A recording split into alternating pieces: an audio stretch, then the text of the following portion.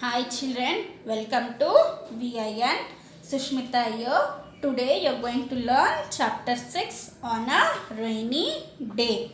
Talk about the things you see and do during the monsoon. Rainbow, raindrops, board game, umbrella, raincoat, gum boots, puddle, paper boat, earthworm, snail. Okay, now we'll see the words. I watch raindrops drip from the sky.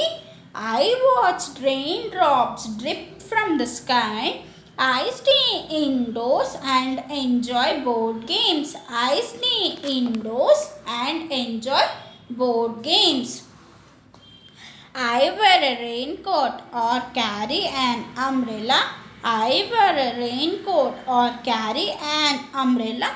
I also wear gum boots. I also wear gum boots. It is fun to sail paper boats. It is fun to sail paper boats or jump in the puddles. I see earthworm and snail. I see earthworm and snail crawl around.